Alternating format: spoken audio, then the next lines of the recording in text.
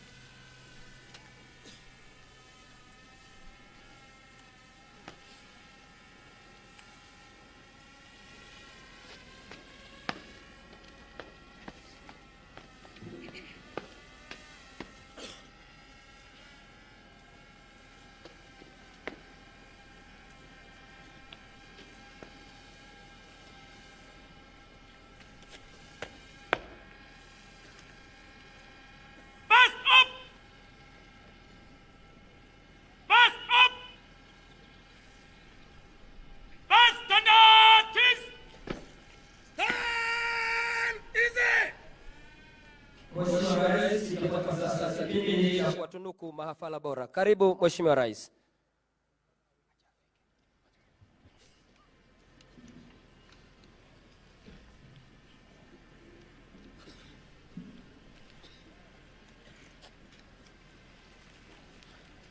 Your Excellency, sir, best recruits and company representatives was 1 of 2023.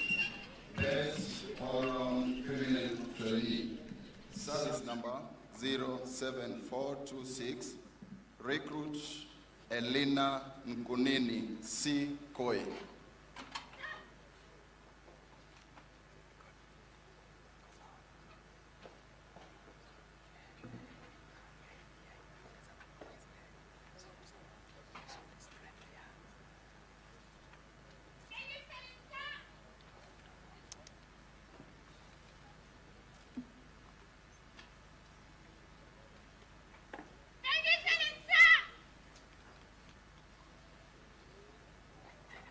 Best all-round male trainee, service number 08043, recruit John Otieno Tuju, B Company.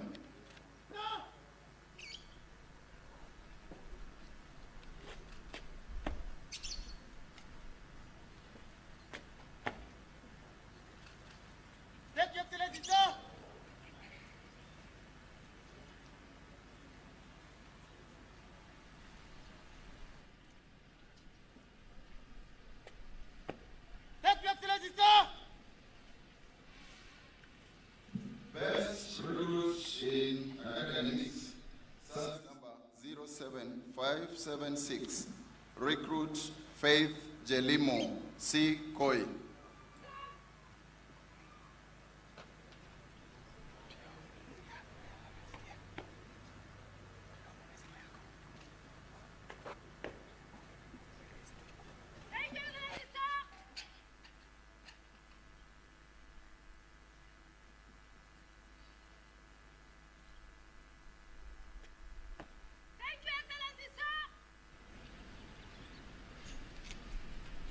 Best recruit in drills, service number 06869, recruit Anthony Mwangi Masharia D. Koi.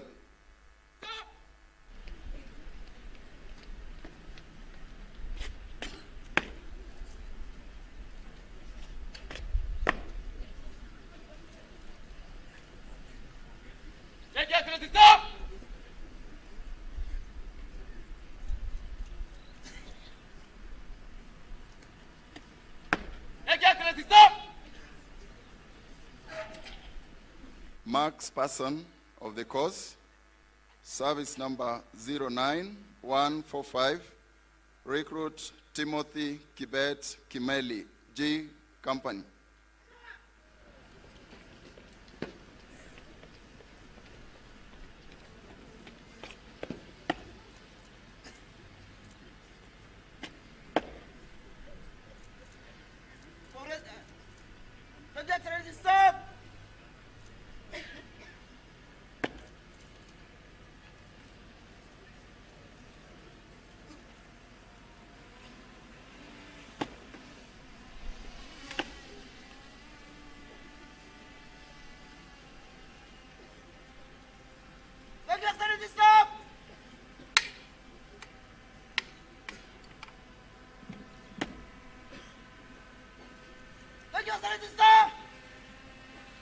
Best company in turnout and bearing, company representative, Chief Inspector Lucy Wangeshi Nyatu, F Company.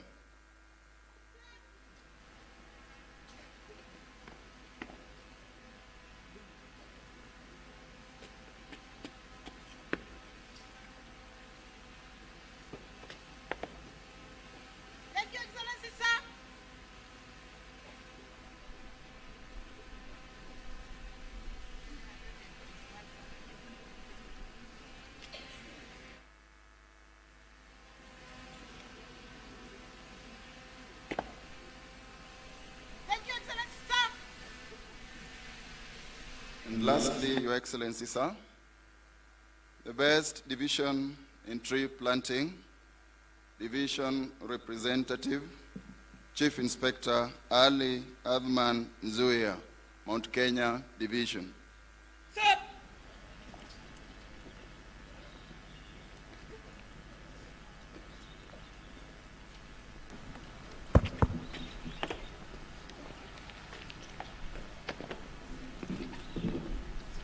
Thank you, Excellency, sir.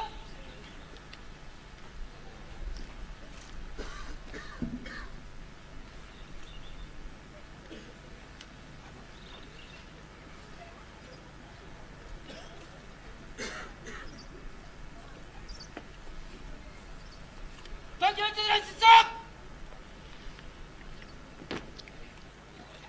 Basi naomba tuwapongeze kwa makofi wote waliotunukiwa. Asante sana Mheshimiwa Rais.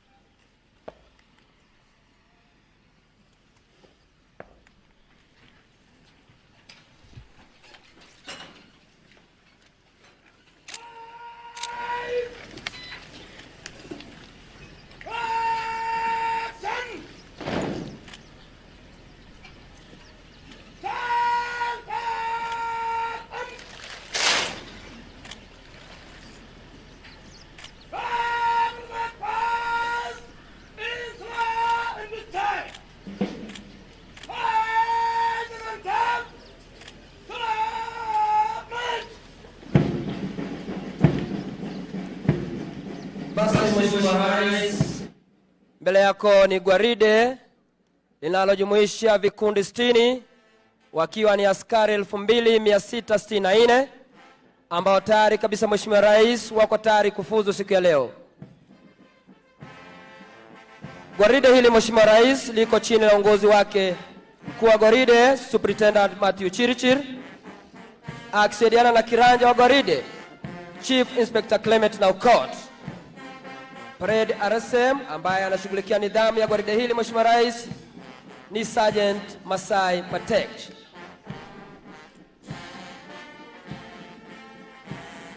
Burudani letu Mheshimiwa Rais linaongozwa na bendi yetu ya Kenya Forest Service chini ya uongozi wake Inspector Charles Bore, akisaidiana na Senior Drum Major Sergeant Faith Bosire.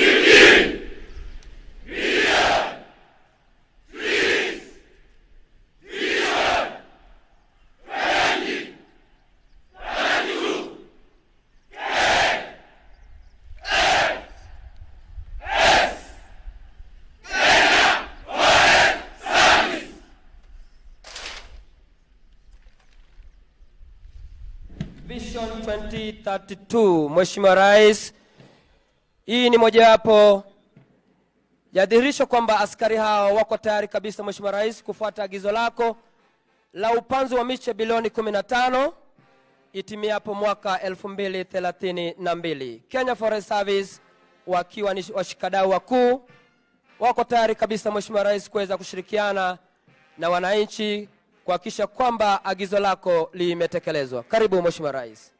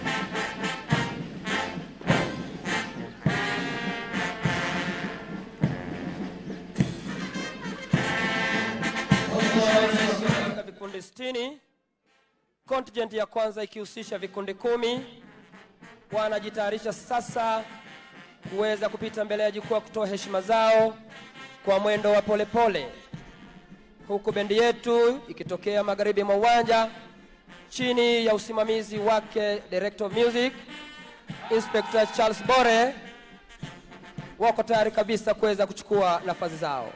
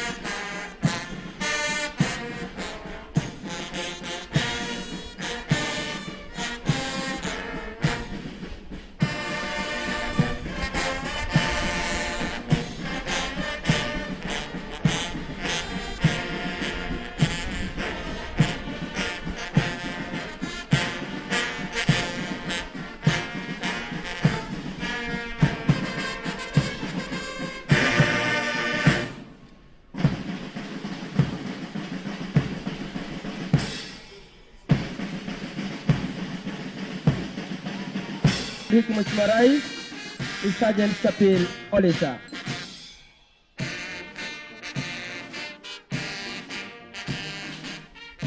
Kikundi cha 3 Mheshimiwa Rais kinaongozwa naye Chief Inspector Grace Mudike akisaidiana naye Inspector Felix Ekai. Mkuu wa nidhamu katika kikundi hiki ni Sergeant Judith Onchwari.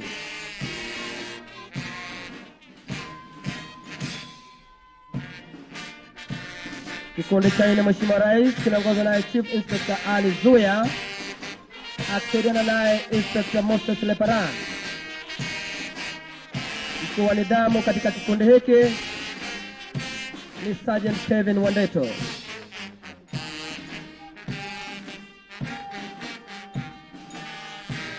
Mheshimiwa Rais kitafuata kikundi cha 5 kikiongozwa naye Chief Inspector Joseph Mutai akisaidiana naye Inspector Linet Machupi. Mkuu wa nidhamu katika kikundi hiki ni Sergeant Karafino.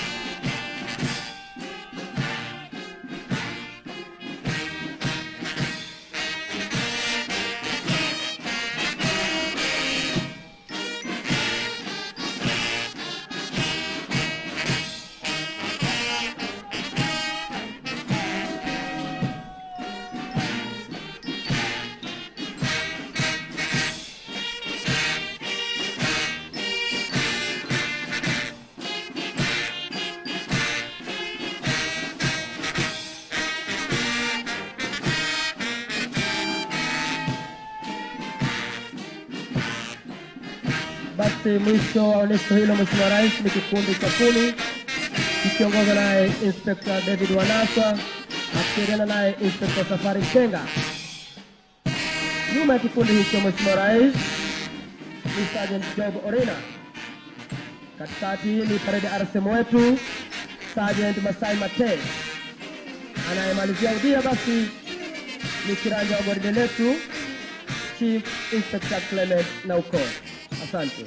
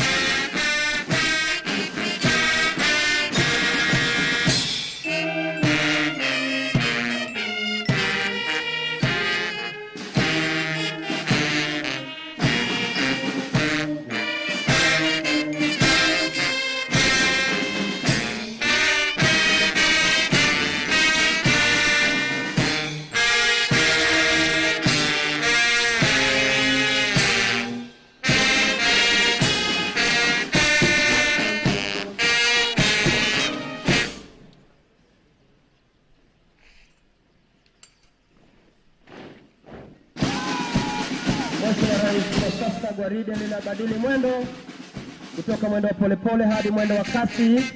Vikundi vyote 60 vitaweza kupita mbele ya jukwaa kuweza kutoa heshima zao.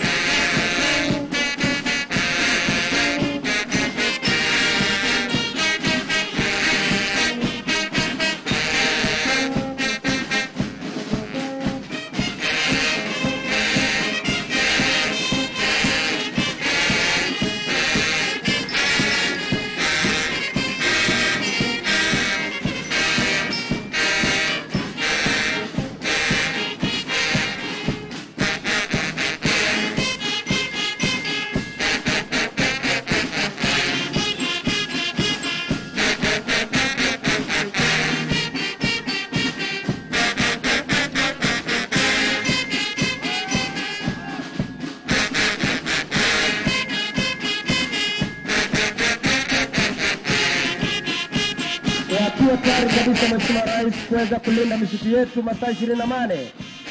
vikundi vyote 60 vitapita mbele yako kwa mwendo wa kasi. Tunaomba basi kujumuika naye Mheshimiwa Rais kuweza kupokea heshima kutoka kwa askari hawa.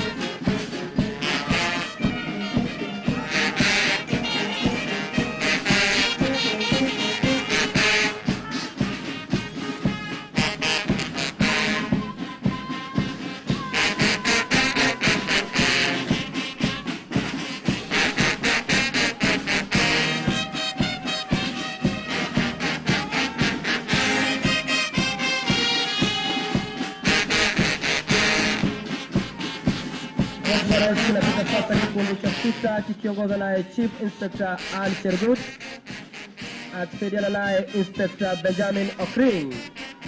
Mkuu wa nidhamu katika kikundi hicho ni Sergeant Alan Asbiko.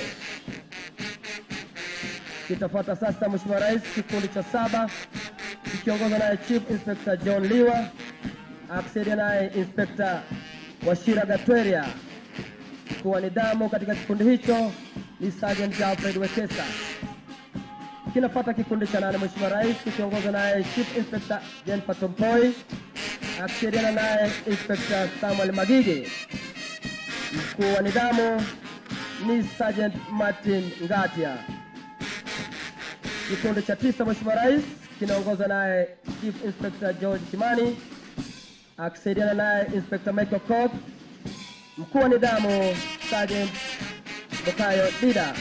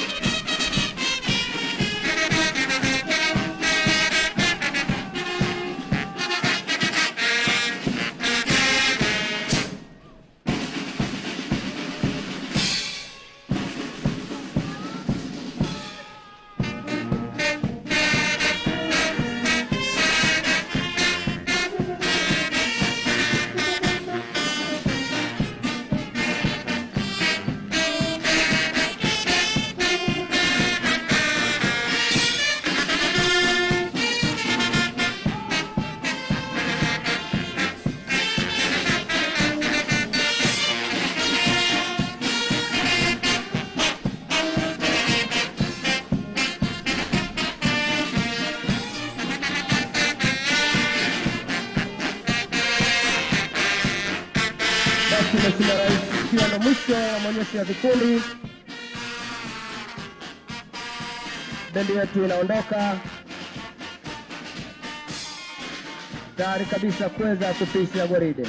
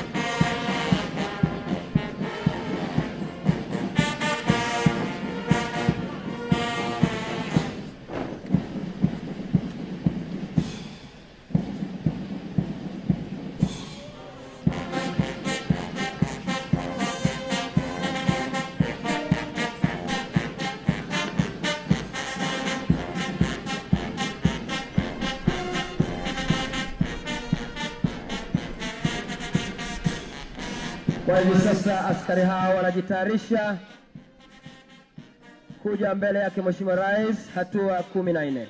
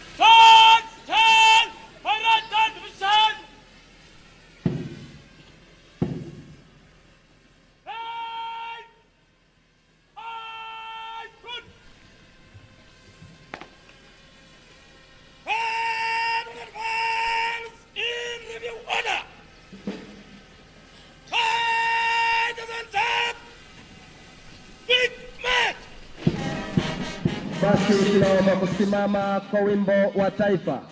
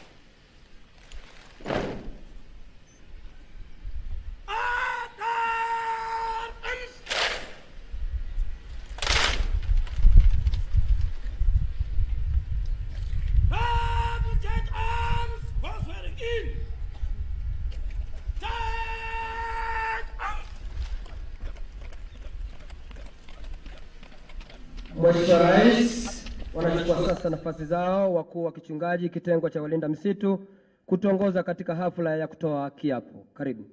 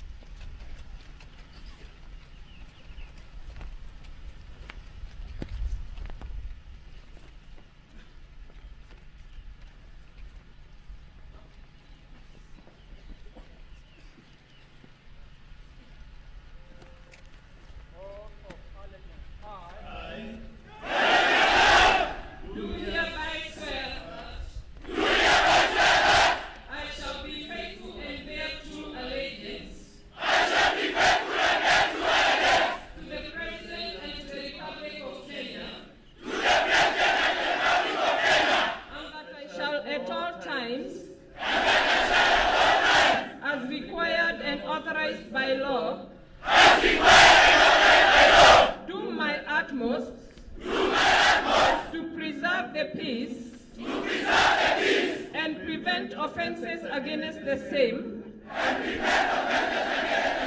and that I shall, to the best of my skills and knowledge, discharge all the duties of a forest ranger, faithfully according to the law, and that during my tenure in the Kenya Forest Service, I shall observe all such lawful orders as may be given to me, and I shall observe all acts, regulations and orders relating to the Kenya Forest Service, which may from time to time be enforced. So help me God. So help me God.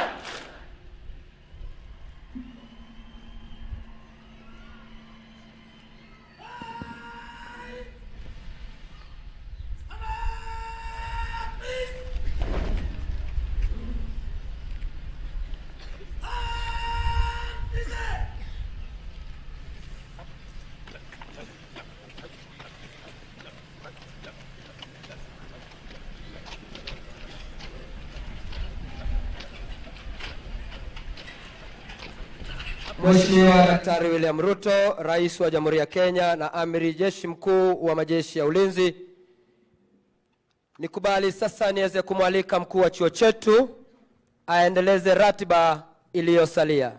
Welcome, Your Excellency.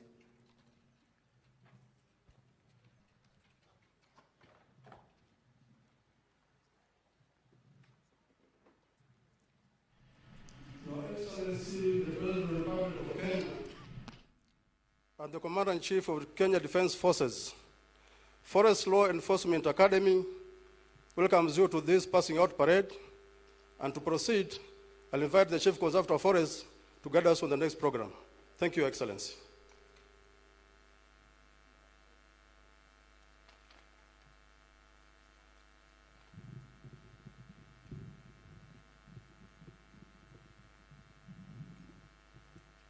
Your Excellency, Sir, the President and Commander-in-Chief of the Defense Forces of the Republic of Kenya, the Cabinet Secretary for Environment, Climate Change and Forestry, the Principal Secretary for the State Department of Forestry and that of Environment, guests that are here, all protocols observed. Your Excellency, Sir, today marks a very momentum day for Kenya Forest Service because of your gesture, we today have these rangers who are ready to be deployed to the field. We thank you for that gesture and may God bless you. And without taking much time, it's now my duty to welcome the Governor for Nakuru to come and say 1 or 2 words and thereafter invite the CS for Environment. Welcome.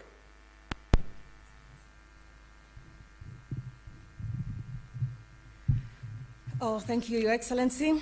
Your Excellency, Dr. William Samoei Ruto, the President of the Republic of Kenya and Commander-in-Chief of the Kenya Defense Forces, the Cabinet Secretary for Environment, Climate Change and Forestry, Honorable Soipan Tuya, Principal Secretaries, Chairman, Kenya Forest Service Board, the Chief Conservator of Forests.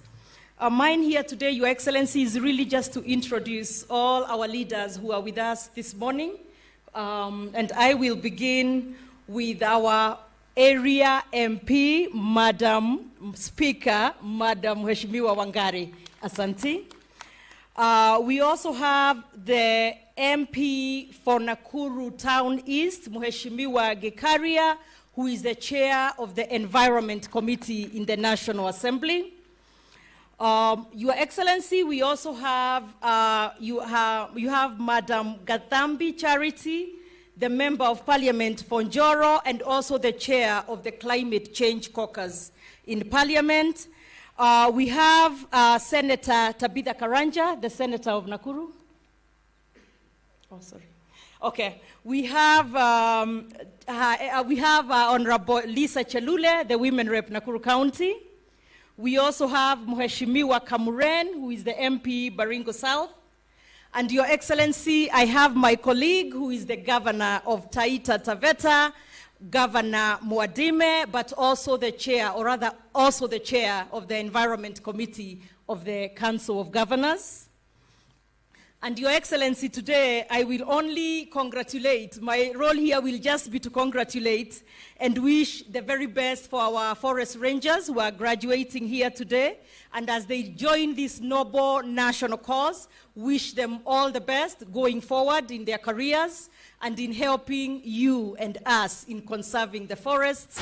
And as I conclude, I say Genesis, I quote Genesis 2:15, which says, "The Lord God took the man and put him in the Garden of Eden to work it and take care of it." So as you proceed, please help us conserve our forests. Thank you, Your Excellency, and let me take this time to invite the Cabinet Secretary for Environment, Her Excellency, Madam Soipan Tuya. Thank you.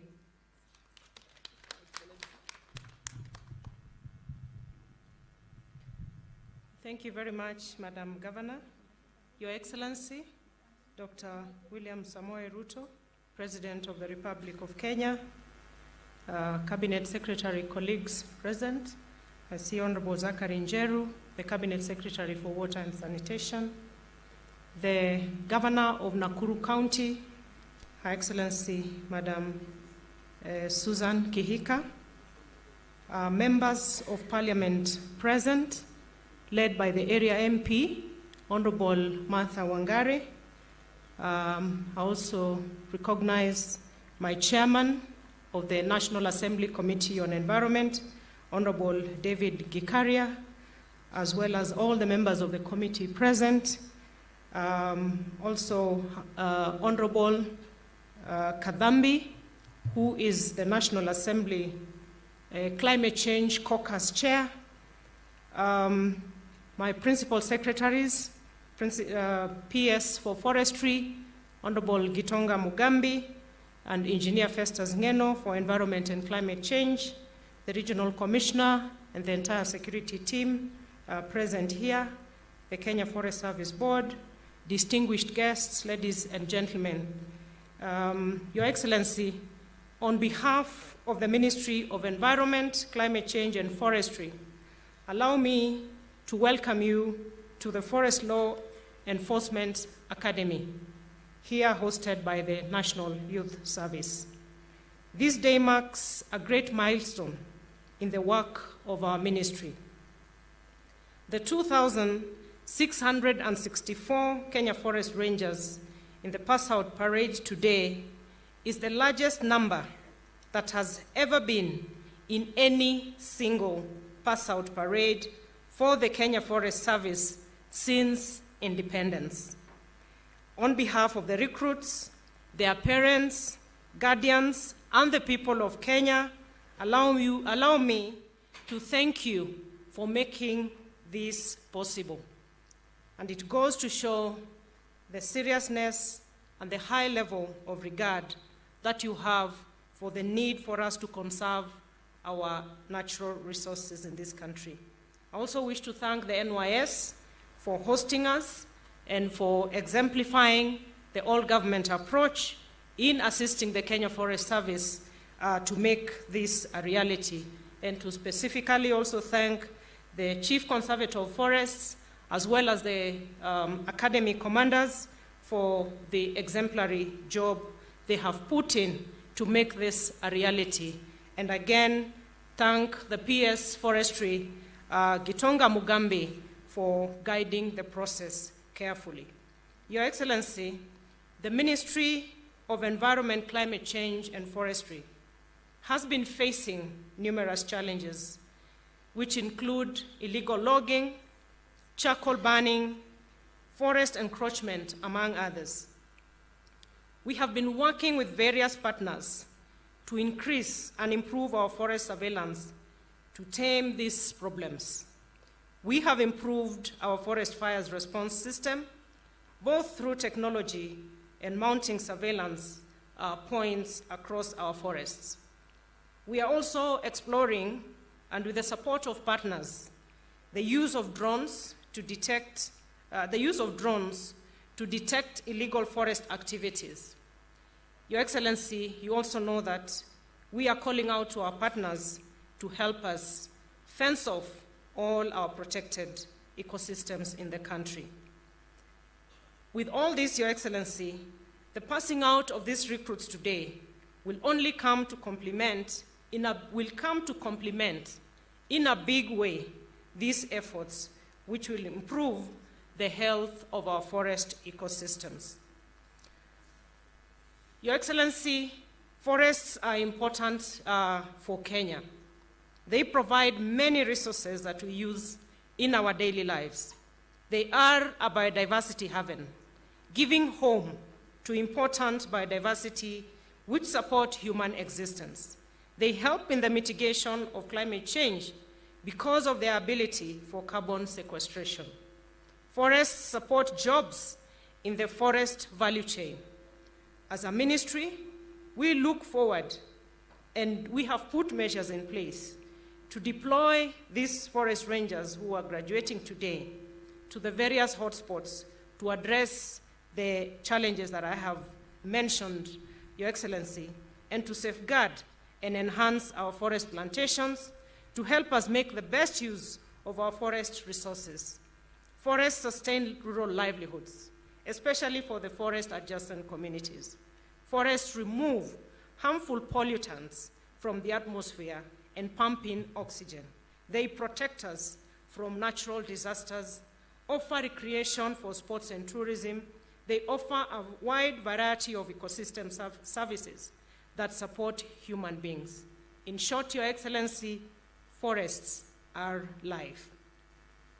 Your Excellency, I have highlighted all these benefits of forest, which is in line with our national landscape and ecosystem restoration program towards the growing of 15 billion trees that you launched last year, to underscore the fact that all these activities that you lead us in delivering are not only useful for the environment's sake, but for the whole of humanity, given the interconnectedness of the environment, human rights, and sustainable development.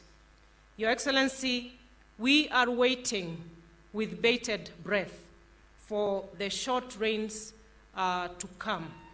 And Your Excellency, as we wait for heavens to bless us and we are praying, we have set in place the strategy for each and every individual Kenyan to take their space to help us realize the growing and nurturing of 15 billion trees. Your Excellency, as you know, it is a whole government approach, and I would like to encourage our county governments, and here we are in Nakuru today.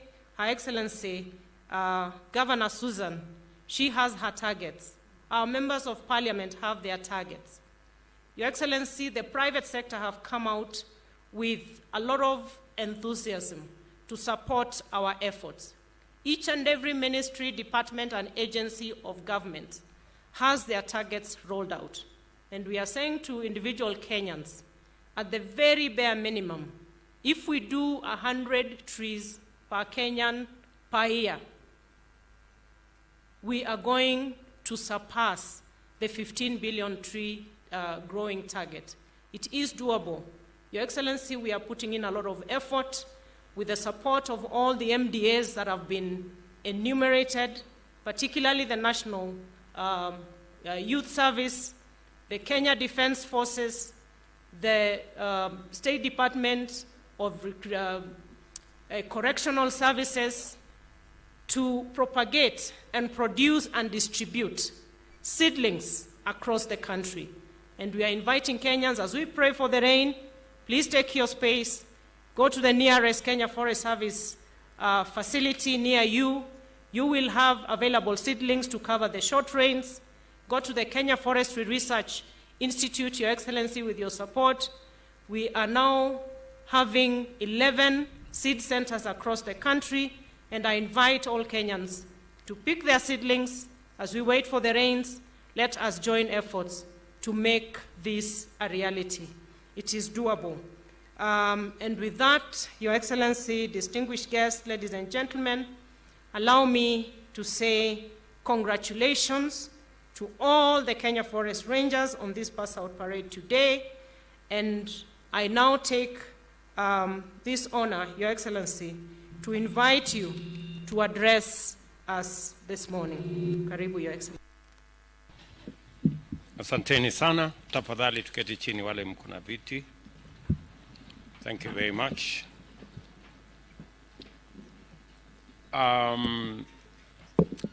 Graduates, the Kenya Forest Service community, pamoja na wazazi wetu wote waliofika hapa, hamjambo. I am delighted to join the graduates, their families and friends, as well as the Kenya Forest Service Law Enforcement Academy community, as you celebrate this important milestone in the careers of the graduates. The history of this academy, the sustainability of the forest sector and conservation movement, as well as our country's journey to the fulfillment of our collective determination to sustain the environment for the benefit of present and future generations. This occasion, therefore, positions the graduating class, together with the Kenya Forest Service in its entirety and the Ministry of Environment and Climate Change, as the focal point of a critical constitutional mandate with existential implications, not only for us in Kenya, but for humanity in its entirety. Article 42 of the Constitution recognizes every person's right to a clean and healthy environment, which includes the right to have the environment protected for the benefits of the present and future generations, and to have obligations relating to environment fulfilled under Article 70. Article 69 sets out the state's obligations in respect of the environment, which include ensuring the sustainable management and conservation of the environment and natural resources, achieving and maintaining tree cover at least 10% of the national land area, and eliminating those processes and activities likely to endanger the environment. Our National Development Blueprint, the Kenya National Vision 2030, makes a clean and secure environment a necessary component of our development agenda. Moreover, the bottom-up economic transformation agenda commits us to implement the constitutional tree cover mandate together with the strategies to achieve mitigation, adaptation, and resilience in response to the impacts of climate change as part of a broader program to fulfill our commitment to reduce emissions by 32% by 2030. More than 2/3 of our landmass is arid and semi-arid rangelands. As a result of climate change, extreme weather, including prolonged and severe drought as well as flooding, have caused unprecedented levels of devastation through famine, loss of livelihoods, dried crops and dead animals, both livestock and for the first time wild game. Our increased vulnerability to extreme weather and climate conditions is a consequence of negligent and dangerous human activity, such as the wanton destruction of forests, indiscriminate felling of trees, and clearing of vegetation, unsustainable land use practices, and the reckless encroachment of riparian and wetland ecosystems. Climate change itself, caused by global warming as a result of dangerous accumulation of greenhouse gases in the atmosphere, is driven by industrial emissions and pollution and the systematic compromising of the Earth's capacity to sequester carbon and the atmosphere using its natural lungs, which are our forests. Kenya is a strong champion of climate action with a track record of Pan-African and global leadership and participation in such frameworks, programs, and initiatives as the Conference of Parties to the United Nations Framework on Convention on Climate Change, the Paris Summit, and most recently, the first ever Africa Climate Summit. We are also the home of the United Nations Environmental Programme, UNEP, and have a long history of effective climate and environmental multilateral diplomacy. Our commitments with regard to climate action are therefore fundamental to our development agenda and critical to our national interest. The protection of biodiversity is a constitutional obligation of the state that touches on fundamental rights of present and future generations of all our citizens. Our tree cover and forests sit at the heart of this commitment, both in terms of protection and conservation, and also with respect to enhancement and protection of all our environmental assets. I find it important to share this context with you, and especially with the graduates. If anyone told you, young people standing before me today, that your job is a routine occupation, they are very mistaken.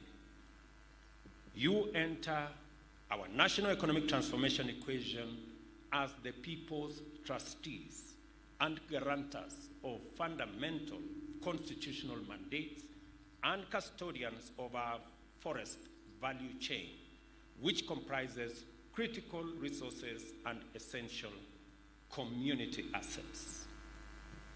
Our lives and livelihoods depend on the protection and sustenance of our biodiversity and the mitigation of climate change. You are therefore expected to be drivers of our national landscape and ecosystem restoration program and lead our organizations, communities, and especially the young people in making sure that our ambition to grow 15 billion trees by 2030 is actualized. Wacha nirudie kwa Kiswahili ili tuelewane. Tumekubaliana ya kwamba majukumu mnayoenda kuchukua kutoka leo sio majukumu ya ajira peke yake. Ni majukumu ya muhimu katika kuhakikisha ya kwamba matatizo ya kubadilika kwa hali ya mazingira yanashughulikiwa. Azma yetu kama taifa kupanda miche bilioni 15 inatimia. Na vile vile tunapata nafasi kama taifa kutumia rasilimali zetu za misitu kuongeza nafasi za ajira na vile vile kuzalisha uchumi wa taifa letu la Kenya kwa kuhakikisha ya kwamba rasilimali zetu za misitu inatumika katika kutengeneza furniture ya taifa letu la Kenya, na kuhakikisha ya kwamba vijana wetu wanajumuishwa katika nafasi za ajira, ikiwemo mpango wetu wa nyumba 200,000 kila mwaka. Tutahitaji rasilimali nyingi ambazo zitatumika kutoka misitu yetu. Mimi nataka niwaeleze ya kwamba kazi mnayochukua ni ya muhimu sana katika taifa letu la Kenya. And as the largest ever to graduate from this institution, you are aware of our firm commitment to develop adequate capacity to keep illegal logging, charcoal burning, and other forms of unlawful encroachment and interference with the integrity of our forests at bay. This commitment extends to training and equipping of personnel and investing in technology to improve operational capabilities in surveillance, data collection, and evidence-based forest management. I encourage you, therefore, to go forth as patriotic servants of the people of Kenya and to render your professional service with discipline, dedication, diligence, and unyielding integrity. Let me repeat, unyielding integrity. I remind you to use every opportunity to promote sustainable practices and urge you to always exercise your authority responsibly and accountably. And let me say this for the record, my sons and daughters, the young people of Kenya, as you graduate today, that you have a huge responsibility on your shoulders, but I am confident that the training that you have received in this institution and your personal selection into this great army of forest rangers is merited, and therefore I have the highest expectation from you that you will discharge your responsibilities responsibly and accountably. There are many who have let us down. The reason why I made the decision that we are going to recruit the largest ever group of rangers, trainees in Kenya, in post-independence Kenya, is because the matter of climate change, the matter of our environment is critical, it is important, and it poses an existential threat, not just to us as a country, but to humanity in general. Na ndio sababu katika ghafla hii ambayo hawa vijana wetu wanapata nafasi ya kufuzu wakiwa ni cohort ama vijana ambao wanafuzu leo ni vijana 2664. Tuko pia na forest officers ambao watakuja hapa baada ya graduation hii 600 watakao sasa tusaidia kusimamia misitu yetu katika taifa letu la Kenya. Na tumefanya hivi makusudi kwa sababu tuko na mambo manne ya muhimu. Ya kwanza, tuko na matatizo ya kubadilika kwa mazingira, na ni lazima tushughulikie tatizo hilo kwa sababu ni ya muhimu. Tumepoteza wanyama wengi, mifugo yetu pamoja na wanyama wa pori kwa sababu ya mabadiliko ya mazingira, na ni lazima tubadilishe mienendo yetu, kupanda miti vile tumesema bilioni 15, na nyinyi vijana wetu ndio mtakao tusaidia kutekeleza wajibu huo. Jambo la pili, tumekuwa na matatizo makubwa kulinda misitu yetu na mazingira yetu, na imechangiwa kwa sehemu na officers wetu wachache. Kwa sababu ya uchache wa officers wetu ndio tumepata matatizo. Ndio tuliamua kama serikali that tutaongeza maradufu. We are going to double the officers that will assist the country manage our forest reserves. Kwa hivyo ni jambo la pili ya muhimu kwamba hawa officers wengi ambao tumewaajiri ni kwa sababu tunataka tuondoe changamoto ya kuharibika kwa misitu yetu. Jambo la nne ni kwamba tunataka kutumia rasilimali zetu za misitu kuhakikisha ya kwamba tunapata nafasi ya ajira katika sekta yetu ya kutengeneza furniture. Katika budget yetu ya mwaka huu tumeweka ushuru kwa wale wanataka kutuletea furniture kutoka nchi zingine, na tuko na vijana wetu wengi wamesoma, wako na uwezo wa kututengenezea furniture katika taifa letu la Kenya. Kwa hivyo jukumu letu katika kushughulikia sekta hii ni kuhakikisha kwamba tunapanua nafasi za ajira kupitia sekta hii ya kutumia rasilimali yetu ya misitu, kuhakikisha kwamba hatuagizi vitanda na meza na furniture na viti kutoka nchi zingine zitengenezwe na vijana wa taifa letu la Kenya, tukitumia rasilimali yetu ya misitu ya taifa la Kenya. Na ndio sababu tunaongeza hawa officers watuchungie rasilimali hizo, ili wale watu wachache ambao wametumia hizo rasilimali kwa njia isiyofaa tuweze kuwazuia.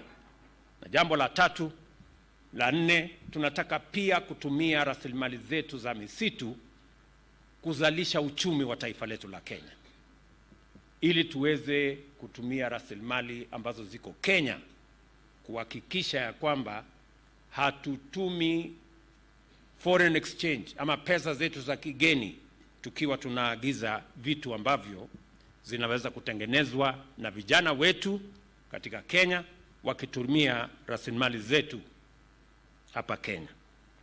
Na ndio sababu na mimi nataka niwashukuru communities, jamii ambazo wanaishi karibu na misitu. Wengi wa community forest associations wametusaidia sehemu kubwa kuhakikisha kwamba uharibifu wa mazingira ama misitu haiendelei wakiwa pale wakitazama.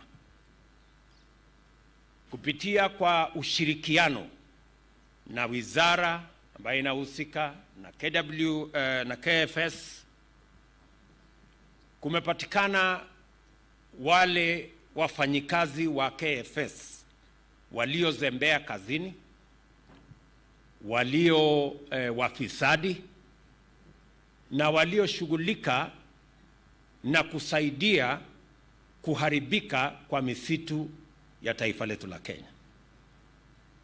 Na nimeamrisha bodi ya KFS, hawa wote waliopatikana aidha wakizembea ama wakijihusisha na ufisadi ama wakichangia kuharibika kwa misitu yetu, wote waondolewe kazini na wapelekwe kotini. Wamepatikana tayari forest managers and forest rangers 23.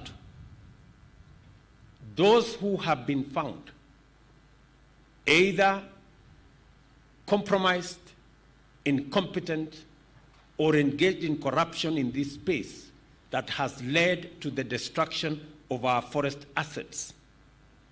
I have instructed the board to remove them from being officers of government and workers of government, and as the DCI is concluding investigations, to make sure that these people are prosecuted. From tomorrow, I don't want them in government payroll. These are people who are saboteurs and who are encouraging the destruction of our environment. There must be a thorough cleanup in the Kenya Forest Service. And I have instructed the ministry to make sure that the tragedy that had become of the Kenya forest and environmental conservation in our country must come to an end. And that we are going to take whatever steps that are necessary to protect our environment, to protect our forests, and to make sure that the many good officers in the Kenya Forest Service, including those who are joining today, who are before me, have an opportunity to serve our country with integrity. Let me also say and congratulate the National Youth Service for working with our Kenya Forest Service in sharing these facilities of training. This is the true spirit of one government approach. We must continue to share all the facilities that we have, either for training or any other facilities, so that we can make sure that we use optimally all the infrastructure that we have at our disposal. I also want to state here and congratulate the management of Kenya Forest Service. I am informed that the uniform that these graduates are wearing and also the shoes are all locally made in Kenya by Kenyans. And I have already issued instructions going forward. All uniforms, shoes, and other pieces and items of clothing that are required by all our security services must be manufactured locally by our companies and made by our Kenyan young people. Let me also underscore that going into the future, we will continuously refine and review the terms of service of all our officers. We've just concluded one for our police, prisons, and NYS. We will embark on Kenya Forest Service and KWS to see how they too can work in an environment where the people of Kenya appreciate the contribution they are making towards making our country sustainable. Let me conclude by saying that we will not allow the few people engaged in criminal activity to deny us the opportunity to exploit our commercial forests, our forest assets, for the growth of our country and the growth of our economy and the creation of jobs for our young people. We will deal firmly with them. We will be decisive and give ourselves the opportunity to use our forest assets responsibly, sustainably, to grow our economy, grow our jobs as we grow our country. I commend you, young people here, for your successful undertaking in this useful and rigorous education and training program, and congratulate you on your graduation. On behalf of the people and government of Kenya, I wish you God's blessings and success as you serve your nation and as you help us save our planet from climate disaster. thank you very much. Congratulations again. My very best wishes. Na vile waziri amesema, na nimefurahi ya kwamba tuko na Wakenya wengi. Nimeambiwa hapa ya kwamba kuna Wakenya hapa karibu 30,000. Na wamekuja kusherehekea graduation hii ambaye nimesema ndio kubwa zaidi tangu tuwe taifa huru kwa watu wa Kenya Forest Service. Na tunafanya hivi makusudi kwa sababu ni jambo la muhimu sana katika taifa letu. Tunangojea mvua ya wakati huu, na tumekubaliana ya kwamba katika msimu huu wa short rains tayari Kenya Forest Service na Wizara ya Environment wako na miche milioni 150. Na mimi nataka niwaulize Wakenya wote katika kila sehemu ya Kenya, haya miche ama ya seedlings milioni 150, kila mmoja wetu ashughulike.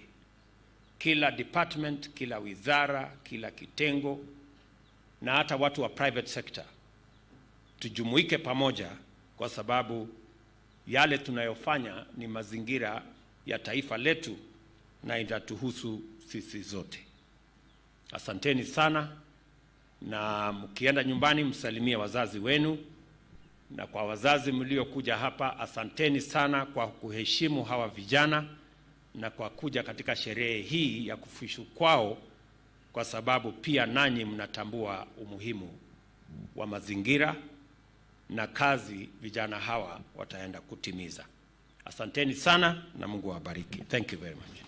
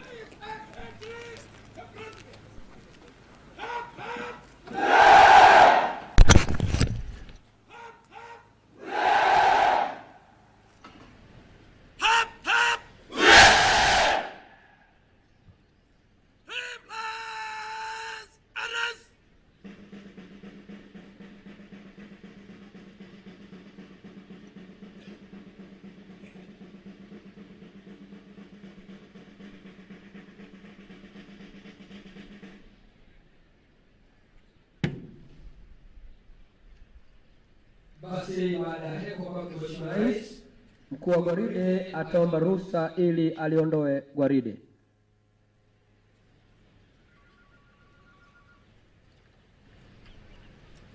Your Excellency, may I have your permission to march off the parade service?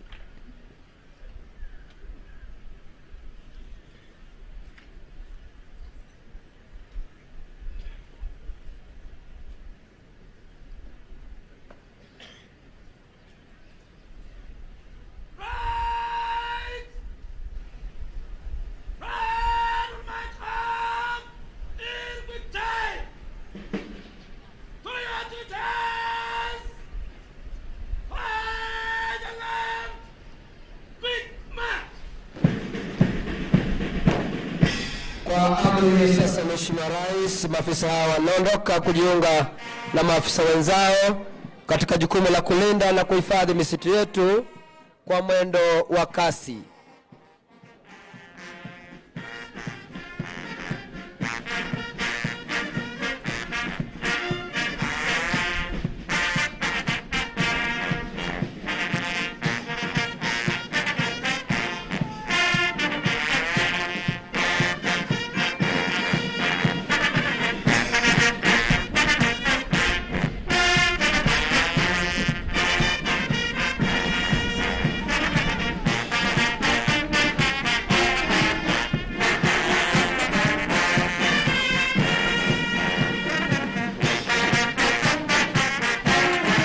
Tayari kabisa kwenda kuhudumia Wakenya na kulinda misitu yetu na kutilia maanani agizo lake Mheshimiwa Rais. Vikundi vyote 60 vitapita hapa kwa mara ya mwisho kabisa kwenda kulinda misitu yetu na kuhakikisha kwamba misitu yetu iko imara masaa 24.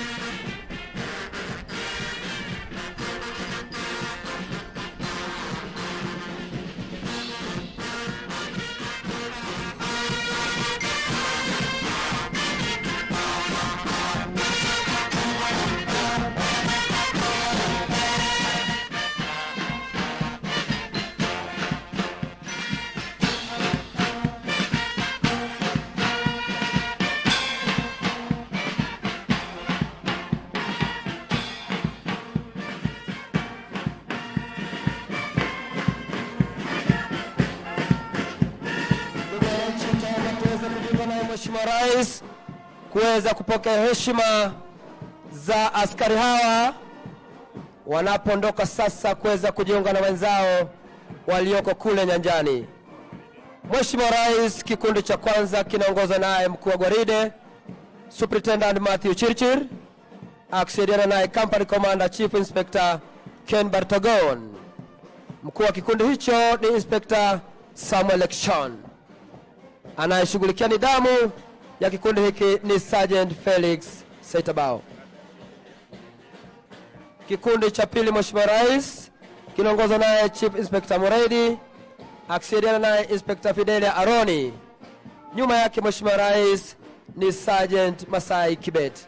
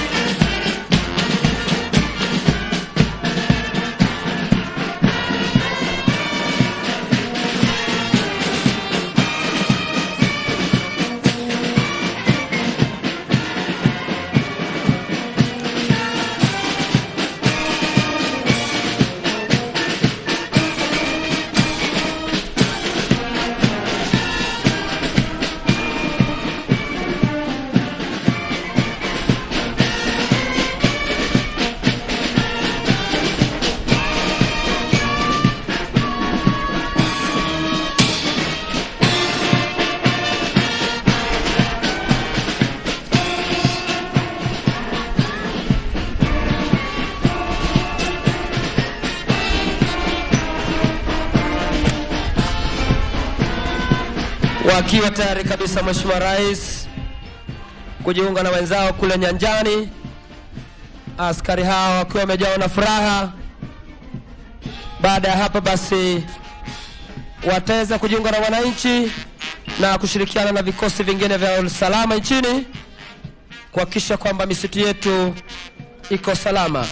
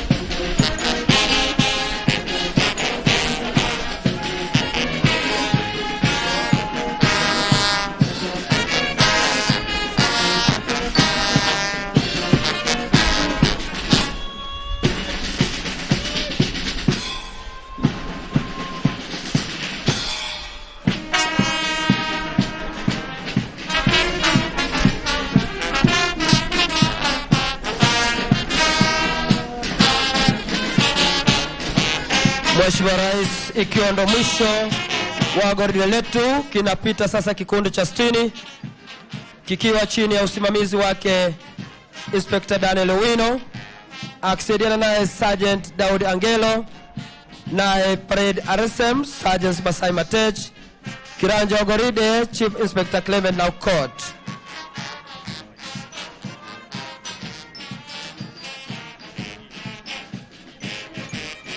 Mwisho kabisa ni bendi yetu ikitoa heshima zao mbele ya Mheshimiwa Rais.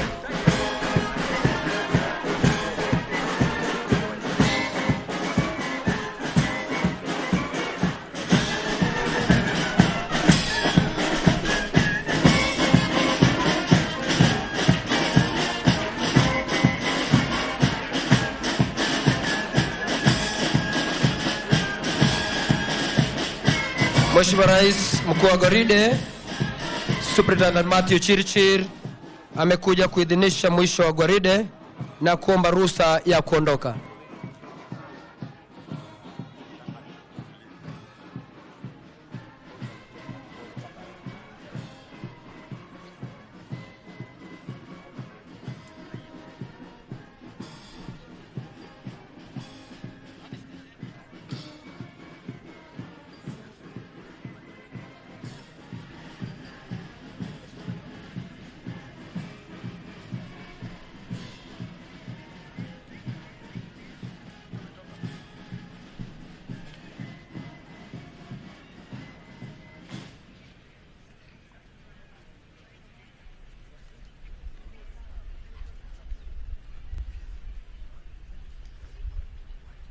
Basi mkuu wa gwaride letu amekuja kuomba ruhusa rasmi ili aondoke, ikiwa ndo mwisho wa gwaride letu siku ya leo.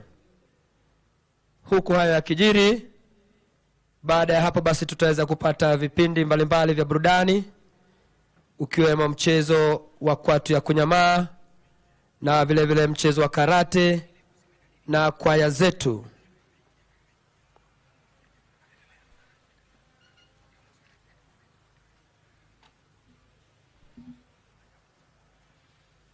Ikiwa ni rasmi kwamba askari wetu wamefuzu, basi tayari kabisa kuweza kujiunga na vikosi vingine vya kulinda usalama wa nchi yetu. Askari hawa wako tayari kabisa kuweza kulinda misitu yetu na kuhakikisha kwamba misitu yetu iko imara masaa 24.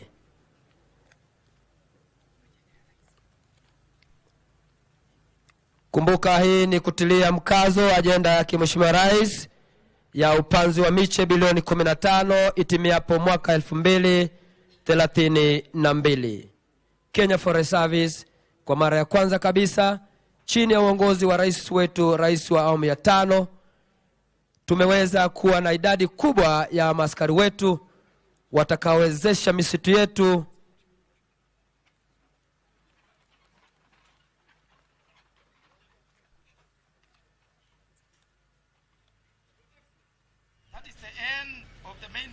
parade display. May I have your permission to carry on with entertainment service?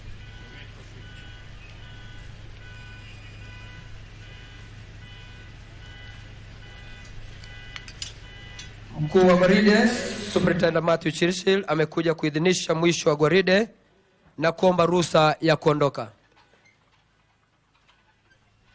Mheshimiwa Rais, kwa hivi sasa nampisha mwenzangu Inspector Gitau Njoroge aweze kutongoza katika kipindi kifupi cha burudani. Welcome Your Excellency.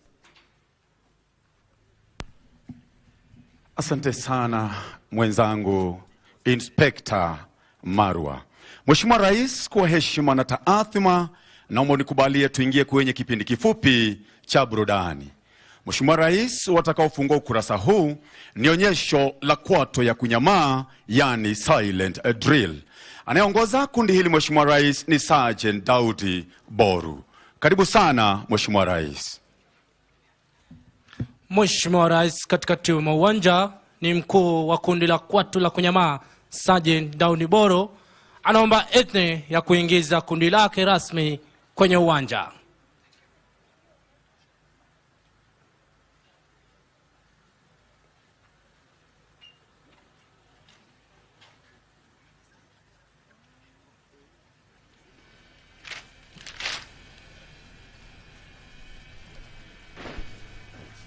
Wataungana kisha kuja mbele ya jukwaa kwa minajili ya kuomba idhini ya kuanza maonyesho yao. Mheshimiwa Rais, kwa idhini yako ngeomba uweze kusimama kupokea heshima zao na kuidhinisha kuanza maonyesho yao rasmi.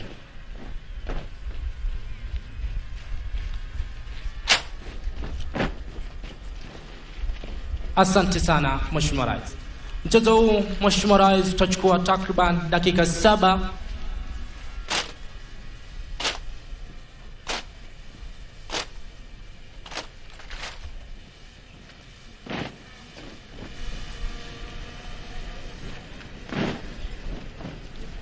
Watatengana katika makundi 8 kuashiria jinsi maafisa wetu utakavyotengana ili kwenda kuhakikisha misitu yetu ipo imara kila pande.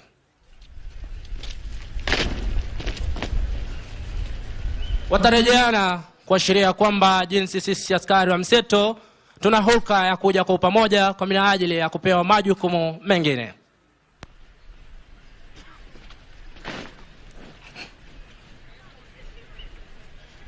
Watagawanyika kisha kurudiana kwa mtindo unaojulikana kwa lugha ya Kimombo creek crossing.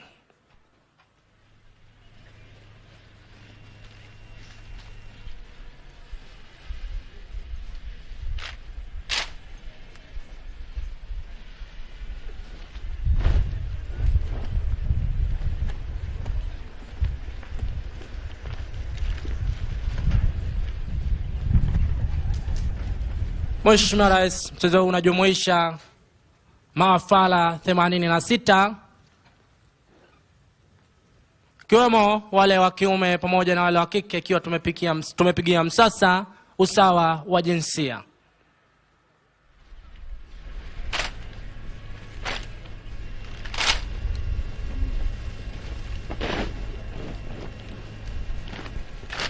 Watarudi kisha kutengana katika makundi mawili, kisha kila moja kwenda katika maeneo yake ya kazi.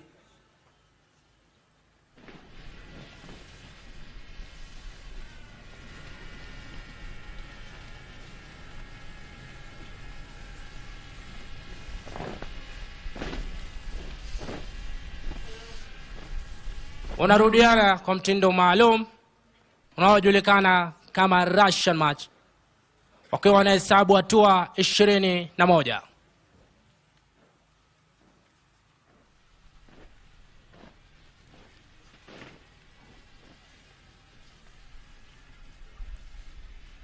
Wanatengana Mheshimiwa Rais, na katika kutengana katika makundi mawili watagawanyika tena katika makundi 7. Katika makundi hayo kutakuwa na maonyesho tofauti. Kubadilishana silaha ikiwa inaashiria uaminifu kazini, kwani katika kazi yetu ya askari pasipo na uaminifu kuna utendakazi utakaofanyika. Mtindo huo wa silaha ni dhihirisho jinsi wapo tayari kukabiliana na adui yoyote atakayekuwa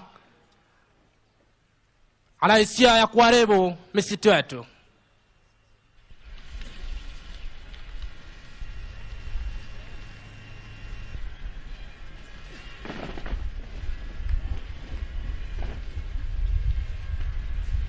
Watarejeana tena na kuwa kundi moja kama ilivyokujuza awali. Askari wa msitu wana hulka ya kuwasikia kwao bila hata kupewa amri.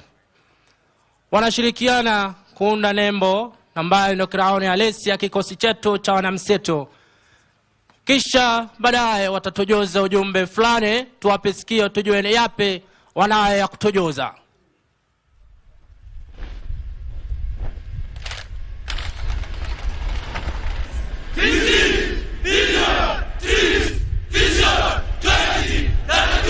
$15 billion trees vision 2032 ikiwa ni ajenda yako Mheshimiwa Rais, inapigiwa tu msasa.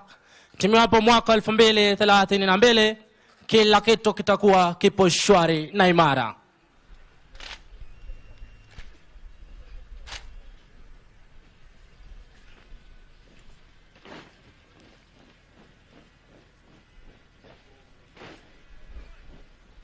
Watatengana tena katika makundi mane, wengine wakiwa artisti, na katika kutengana kwao watashirikiana kuunda miduara, na katika duara hizo kutakuwa na mizunguko kadha.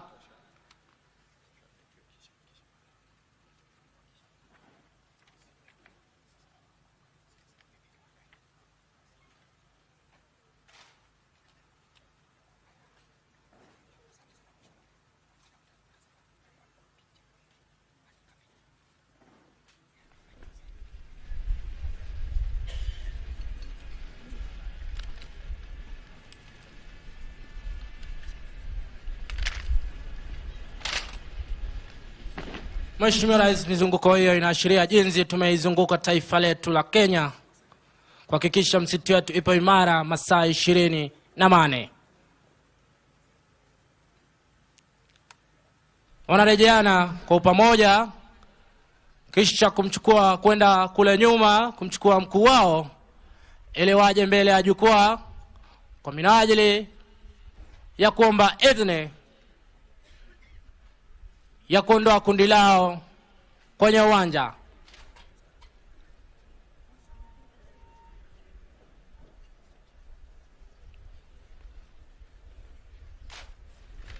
Mheshimiwa Rais, kwa heshima na taadhima, ningeomba uweze kuipokea heshima zao.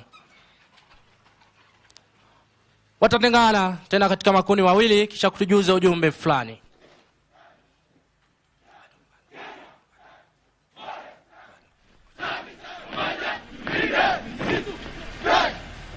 Wataungana kisha kutoka kwa pamoja, huku silaha zao zikiwa zinalenga angani kuashiria jinsi wapo imara. Jamani, tuwape makofi. Asante sana na kwatu la kunyamana. Wanakarate, Mheshimiwa Rais, mbele ya jukwaa ili kuanza maonyesho yao rasmi. Mheshimiwa Rais, wamo chini ya Sergeant Paul Wamalwa wa Bomba ambaye amebobea katika maonyesho haya.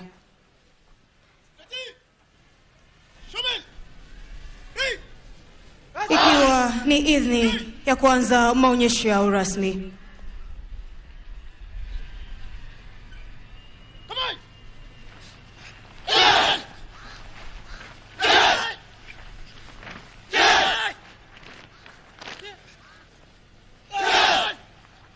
Mheshimiwa Rais, kwa sasa ni onyesho la combination of techniques kwa kimombo.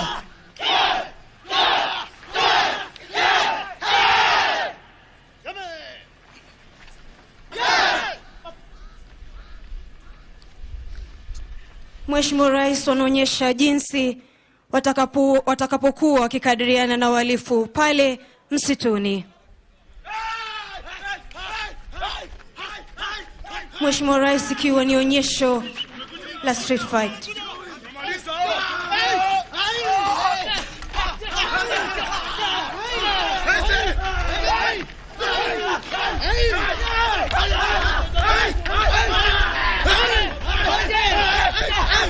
Mheshimiwa Rais, mafunzo haya ni ya manufaa zaidi kwenye askari hao, maana wanaweza kukadiriana na adui pale msituni hata bila silaha yoyote.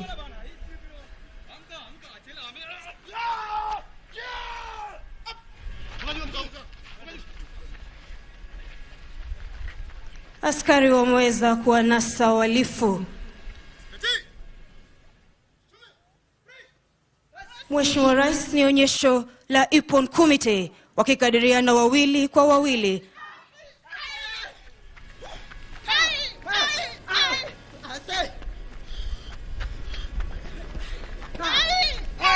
Mheshimiwa Rais, wasichana hawakuachwa nyuma katika maonyesho haya.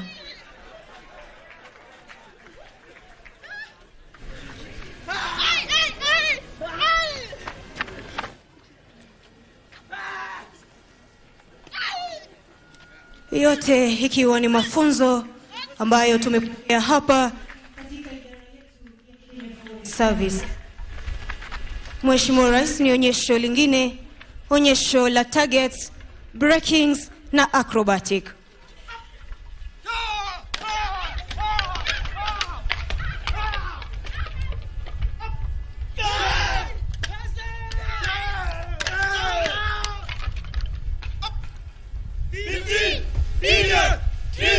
Vision 2032.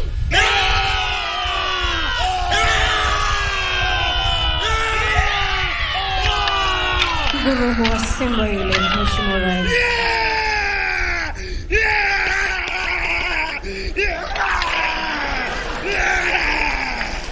Mheshimiwa Rais, sura zingine ukipatana nazo pale msituni, basi lazima utasalimu amri. Cha msingi ni mhalifu atiwe baroni, sheria ichukue mkono yao. Tuwape makofi wanakarate kwa onyesho nzuri zaidi. Ikiwa ni idhini ya kuondoka uwanjani. Tuwape makofi wanapoondoka uwanjani. Mheshimiwa Rais, kwa idhini yako, kinachofuata sasa ni kundi tu la vijana wetu walio na ujuzi wa kuteleza kwa viatu spesheli, huku wamebeba bendera ya taifa la Kenya na bendera ya kikosi cha misitu, wakiwa na mabango yenye maandishi 15 billion trees by 2032. Maandishi mengine road to 15 billion trees, na mwisho vision 2032 hashtag jaza miti. Yote ikiwa ni kauli mbiu yako Mheshimiwa Rais ya kupanda miche bilioni 15 ifikapo 2032.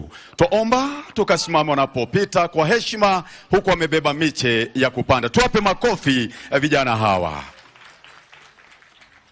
Pamoja na Mheshimiwa Rais, kinafuata kikundi cha kwaya zetu za Kenya Forest Service zikijumuisha nyimbo za kitamaduni. Tuko na wimbo wa kwaya, tuna mmoja wa maafisa ambao wamefuzu aliye na spoken words. Pamoja na Mheshimiwa Rais, tuko na kikundi cha ngonjera, na mwisho kabisa ni wimbo ulioimbwa na mmoja wa maafisa hawa ambao wamefuzu leo, kichwa cha wimbo Machi Bochi. Mheshimiwa Rais, baadhi ya hawa ambao wamefuzu, kuna wingi wa vipawa na vipaji ambavyo wamekuwa wakionyesha wakati wa mafunzo yao.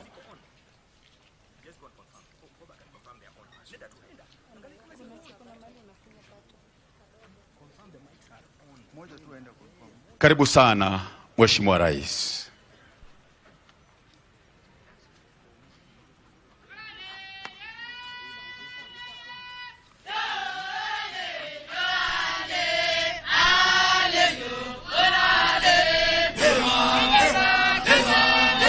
Hey!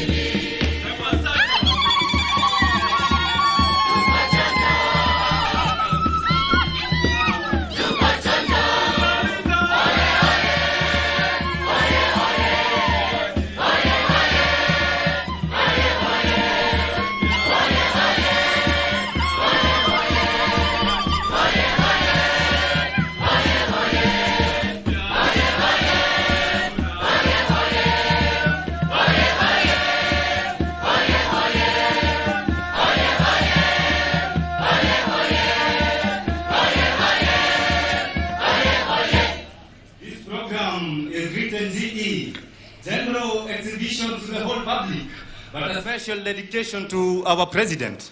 I wonder how it started is a wonder. It's a story of wonder, that's why nimeona poa kuelezea.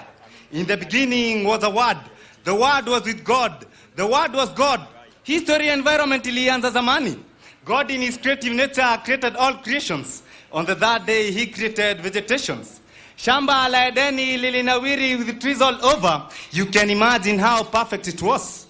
Adam akapewa mandate kutunza mazingira Edeni. But as you all know, alikuwa na Eve. So what happened next? Wali mess up. They ended up eating the fruit from the forbidden tree. What a shame. So leo hii tumesimama kama marenza, kama Adam and Eve tumepewa garden, the green forest of our land, with a mandate to protect, a duty to care for, and an ambition to conserve. Our dear President, tunakuahidi hatutakuwa kama Adam and Eve. We swear matunda ya msitu hatutakula mbali tutalinda for future generations. For children of our children, hii misitu tutalinda. For my people, my country, and to God be the glory. To our President, we want to welcome you with a lot of pleasure. Being in the midst of us is an act of great treasure. Your love for us is beyond measure. That is why we are proclaiming our love for you without seizure. Sahi tumekuwa mahasla wamejiweza juu umetutransform. Ati from here our luku itakuwa ni uniform. Zamani ilikuwa ni apron, pale tao tukiskuma boda na kuuza skuma. But wajibu wako umetunasua. Sahi itakuwa ni kuchest out juu ya jopoa umetupea. So leo hii tunapiga eyes right. Kusema asanti juu from here maisha itakuwa upright. Kukosa job kulikuwa kunatupia plight, but now in our lives you can see some lights. The 2023 lot, we are behind your vision. The 15 billion trees in forest conservation. We must ensure this project implementation and completion as a way of showing gratitude and saving our country from desertification. To our Chief Conservator of Forests, we are ready to task up. While we could to knowledge, we are ready to team up. With much confidence, we are ready to build up a strong KFS ready to keep up with the protection, conservation, and sustainable management of our forest resources as our only motto up. Till next time, to God be the glory. Tumpe makofi kijana huyo. Karibu baba taifa. Amiri jeshi. Watadhima na sifa. Uzalendo. Uongozi falsafa. Watulea bila du. Kwa hima miti tuzeni. Mazingira ya tutunze. Na vituko darajani. Na vipeto mikononi. Kuwaweka ujumbeni. Na miti vipandeni. Vitaru tekelezeni. Pia miti ilindeni. Kwa hima miti tuzeni. Mazingira ya tutunze. Misitu ya kisima. Ya jamii ni serikali. Mbuga pamoja wanyama. Kivutio cha watalii. Miti mapambo milima. Ndio mapambo asili. Kwa hima miti tuzeni. Mazingira ya tutunze. Maungabadea. Vyanzo vya mitoaji. Mlima Kenya Elgon. Zuieni ukataji. Chemichemi zilindeni. Maji yake kujibuti. Kwa hima miti tuzeni. Mazingira ya tutunze. Rais wangu kuyajali mazingira. Waziri mzingatifu wa mikakati imara. Mkurugenzi bunifu kwa bora na ishara. Kwa hima miti tuzeni. Mazingira ya tutunze. Asante rais wangu kwa kusema na kutenda. Umetujali vijana maishani kutulinda. Tunaahidi kukazana kazi yetu kuipenda. Kwa hima miti tuzeni. Mazingira ya tutunze. Muda utakuwa kidogo. Buriani tuwapeni. Ndoto zetu ndogo ndogo zitawajenga usoni. Msione si wadogo. Miche mingi tuipandeni. Kwa hima miti tuzeni. Mazingira ya tutunze. Swada.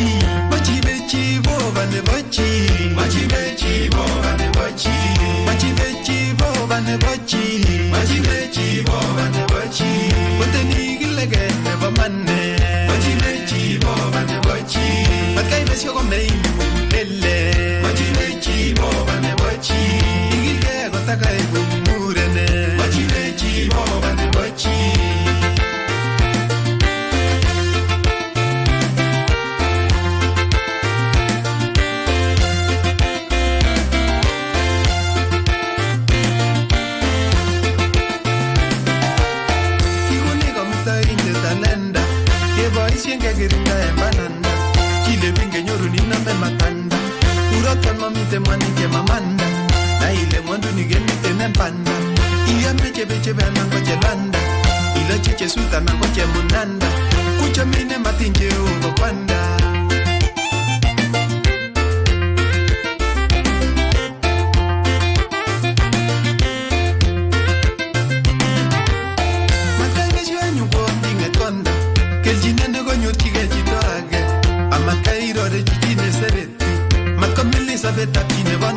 Tuwape makofi wanapoondoka, tuwape makofi. Wimbo wa mwisho Machi Bochi ambao umeimbwa na Tito Kiprotich ni mmoja wa maafisa wetu ambao wamefuzu siku ya leo. Karibu sana Mheshimiwa Rais, naomba kwa heshima na idhini yako unikubalie tuingie kwa kipindi kifupi cha picha. Naomba unikubalie niatoe maelezo. Naomba wafuatao Mheshimiwa Rais wakatangulie kwa sababu ya picha. Naomba mwenyekiti wa jopo la Kenya Forest Service, naomba pia Chief Conservator of Forest, Commandant Kenya Forest Service, Commanding Officer Forest Law and Enforcement Academy wakachukue nafasi zao kwa sababu ya picha.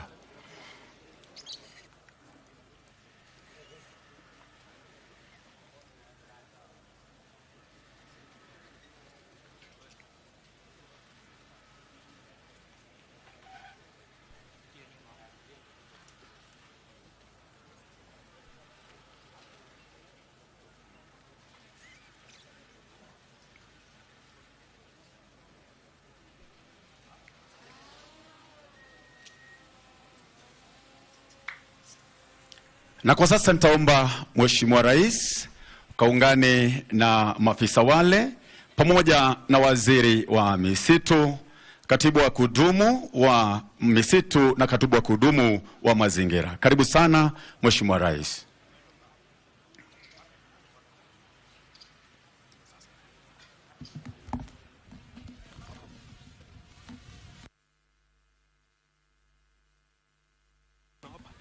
Mheshimiwa Governor Nakuru County, karibu sana.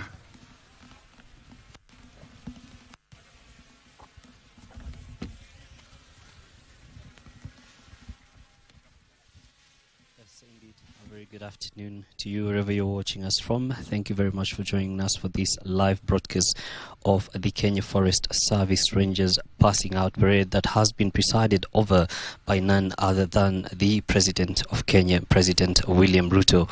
Today, 2,664 Rangers have graduated, a record number. This is the first time we've had such a large number post-independence, and this of course has been informed by the President's agenda of seeking to have 15 billion trees planted by the year 2032.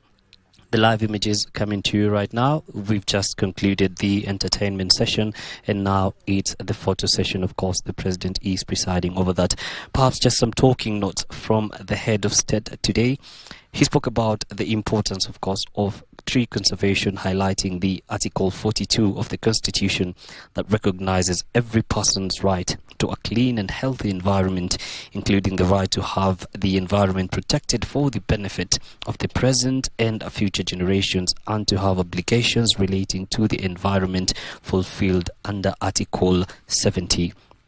Also, another article that was mentioned in the Constitution is Article 69 that sets out the state's obligation in respect of the environment, which include ensuring that sustainable management and conservation of the environment and natural resources, achieving and maintaining tree cover on at least 10% of the national land area, and eliminating those processes and activities likely to endanger the environment.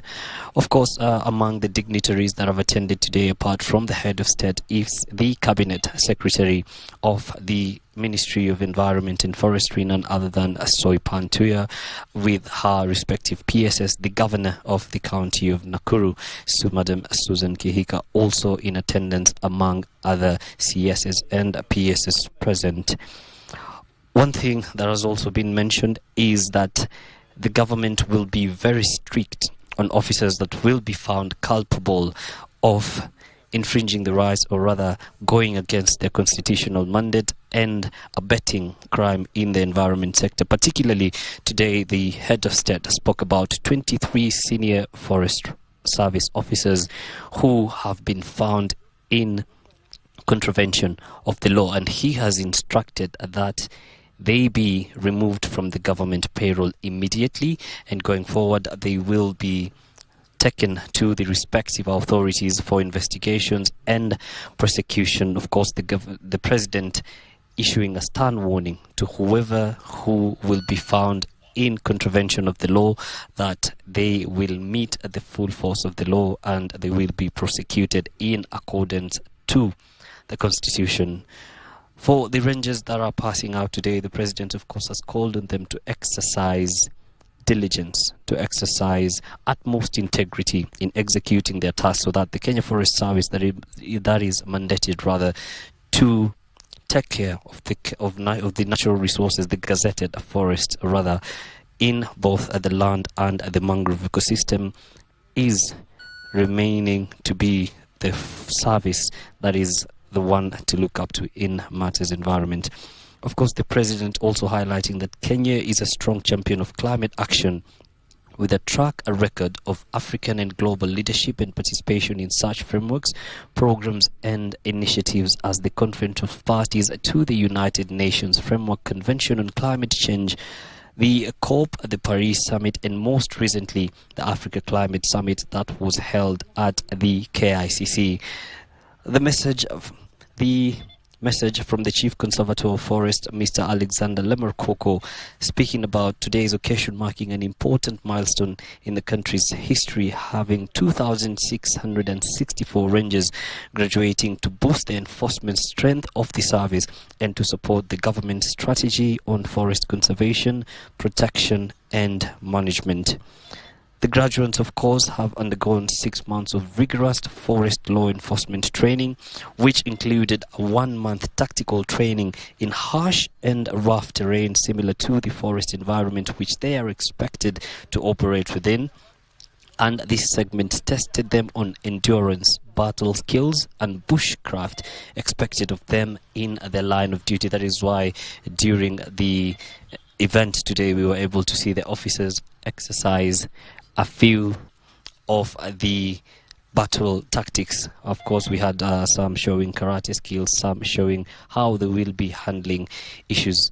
And finally, as the graduates are being released, the Chief Conservator of Forest says that he is confident that they will discharge their duties professionally by applying skills, knowledge and attitude they have learnt during their training. From us here at the Forest Law Enforcement Academy at NYS Gilgil, we want to sincerely thank you for joining us on Kenya Broadcasting Corporation. On behalf of the whole production team that has made this coverage possible, we want to say thank you very much, good afternoon and goodbye. We now take you back to the broadcasting house for normal programming. My name is Yusuf Farah. Goodbye.